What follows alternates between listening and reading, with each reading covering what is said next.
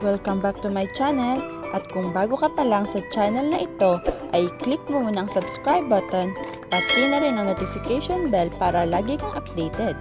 Ngayong araw ay magluluto tayo ng napakasarap na palabok. Ilalagay ko sa description box below ang complete ingredients.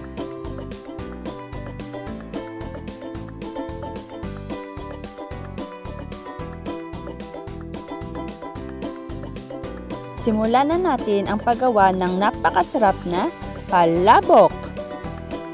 Ang unang step natin ay paghiwalayin ang ulo at ang katawan ng hipon. Huwag itatapon ang ulo ng hipon dahil isa ito sa magpapasarap ng ating palabok. Balatan at hiwain ang hipon sa maliliit na piraso.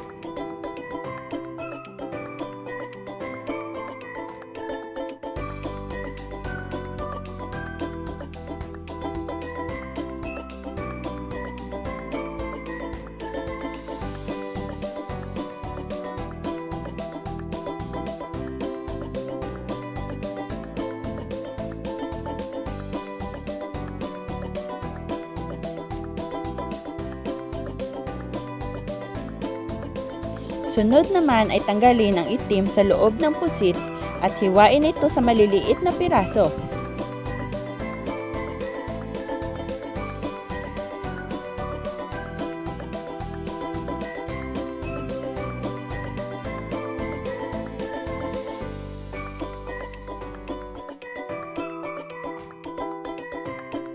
Ilagay sa blender ang sineparate natin na ulo ng hipon.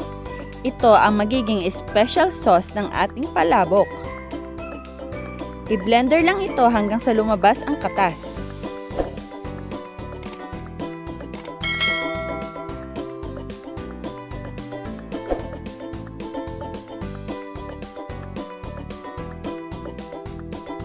Sunod naman ay maghiwa ng bawang. Kumuha ng kaldero at lagyan ito ng 6 cups ng tubig. Pakuluin ito. Kapag kumukulo na ito ay pwede na nating ilagay ang ating palabok noodles.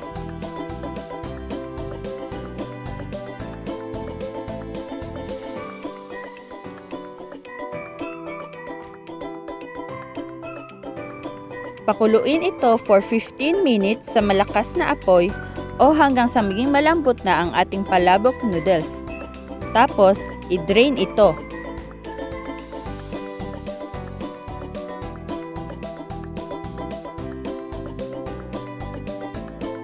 Ngayon naman ay gagawin na natin ang ating sauce.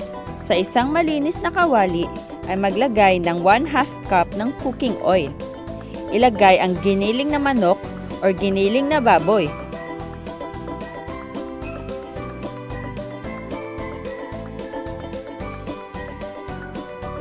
Lagyan ito ng asin at paminta para magkalasa.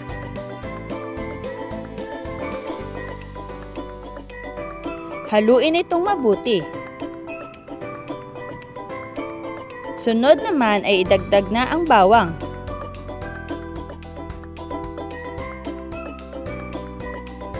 Haluin itong mabuti hanggang sa maluto ang bawang.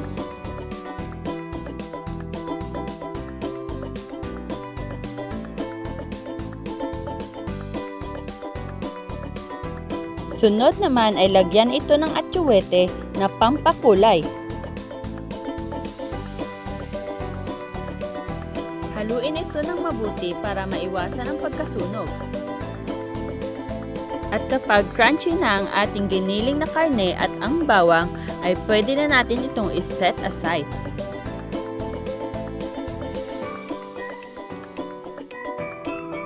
Gamit ang strainer, hanguin ang bawang at ang giniling na karne. Patuluin ang sobrang mantika.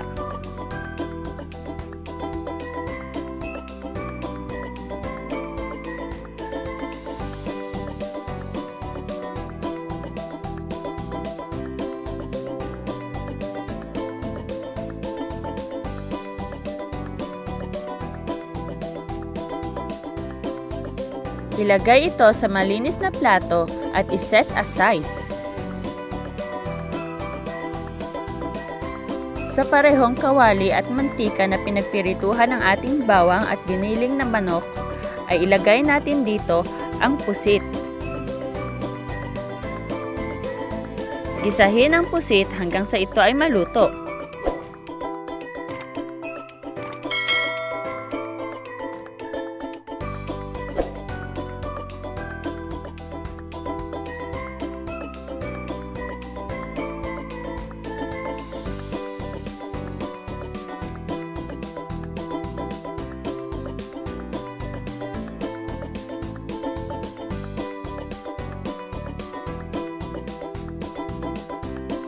Kapag luto na ang pusit ay hanguin ito at iset aside.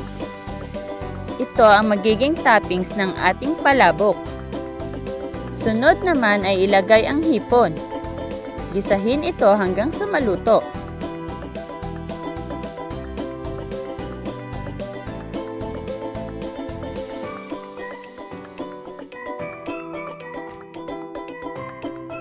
Iset aside ang hipon kasama ng pusit.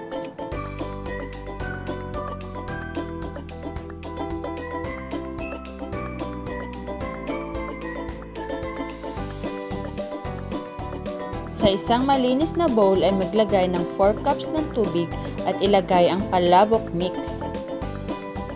Haluin ito hanggang sa malusaw ang powder.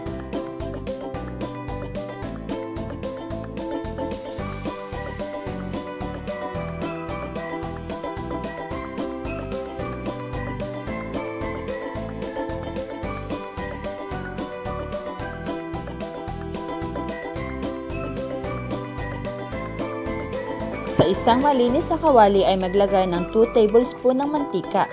Ilagay ang giniling na karne at ang bawang na niluto natin kanina. Sunod naman ay ilagay ang binlender na ulo ng hipon.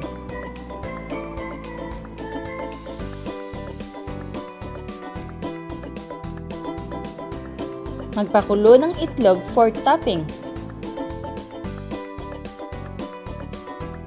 Haluing mabuti ang ating sauce.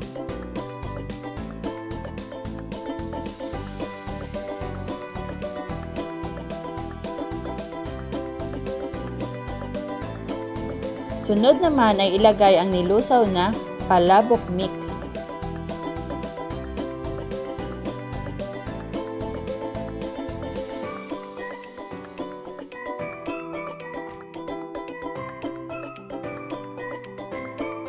Haluin itong mabuti hanggang sa ito ay lumapot.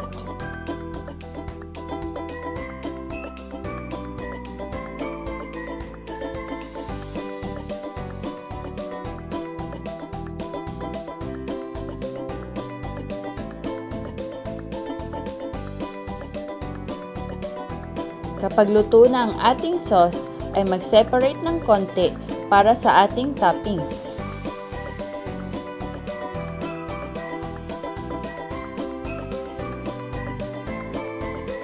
Ilagay ang ating niluto na palabok noodles. Haluin itong mabuti para ma-absorb nito ang sauce.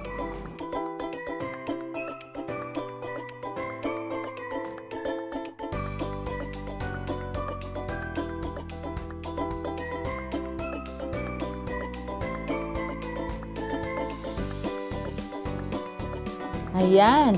Luto na ang ating palabok. Pwede na natin itong ilagay sa isang container at lagyan ng toppings.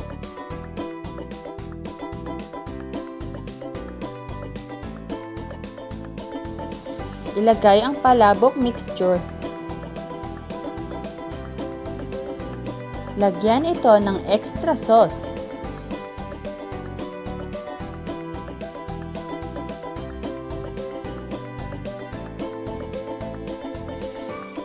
Sunod ay ilagay ang bawang at ang giniling na karne.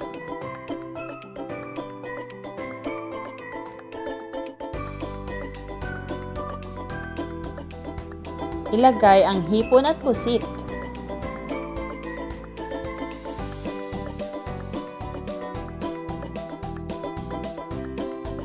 At para mas lalo itong maging special, ay dagdagan mo na rin ito ng spring onions at itlog. Sobrang sarap po ng palabok recipe na ito. I-try nyo din lutuin sa inyong tahanan. Ilalagay ko po sa description box below ang iba kong recipes. Thank you for watching!